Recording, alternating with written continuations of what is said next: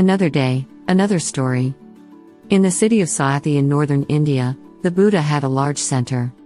People used to go there to practice meditation and listen to his Dharma talks. Every evening a young man would come and listen. He had been listening to the Buddha for years, but never once tried to change himself. Several years went by, and then one evening this young man came early and saw the Buddha alone. He approached him and said, "Lord, I have only one question on my mind, and from it all doubts." "Yes? On the path of Dharma there should be no doubts. Let's get this straight. What is your question?" "Master, I have been coming to your meditation center for many years now. I have noticed that there are many hermits, monks and nuns, and even more laymen and laywomen around you. Some of them have also been going for years. I can see that some of them have clearly reached the final stage. It is quite evident that they have become fully liberated. I can also see that others have felt some change in their lives. They are better than they were before, although I would not claim that they have become fully liberated. But, sir, I also notice that many people, I am among them, too, have remained as they were, if not become worse. Why is this so, sir?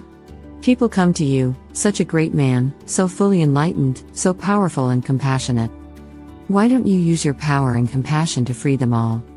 Smiling, the Buddha asked, "Where do you live, young man? Where were you born?"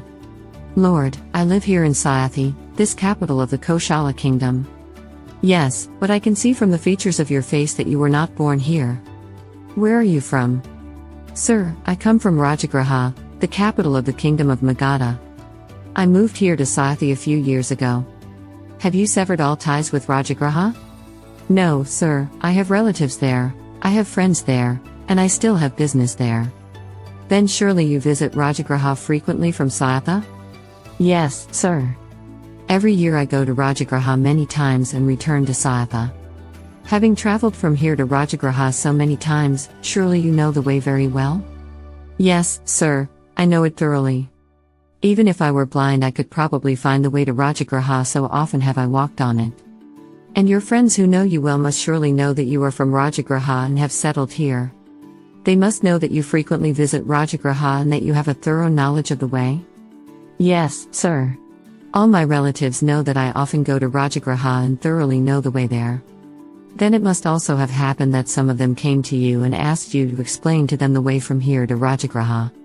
Did you conceal anything on such occasions, or did you explain the way in detail to them?" "What is there to hide, sir? I explained to them as clearly as possible. First you go eastward, then you turn to Benares and continue forward till you reach Gaya, and there you come to Rajagraha. I make it very clear to them, sir."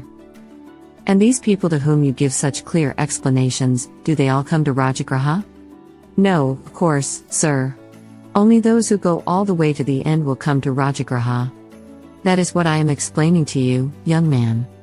People come to me knowing that there is a man who has walked from here to Nirvana, who knows this path thoroughly.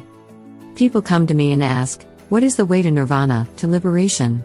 What have I got to hide? I explain to them clearly, this is the way. If someone just nods his head and says, well said, good path, but I won't take a step on it, wonderful path, but I won't take the trouble to go there, then how can such a person reach the ultimate goal? I carry no one on my shoulders to the ultimate goal. No one can carry another on his shoulders to the ultimate goal.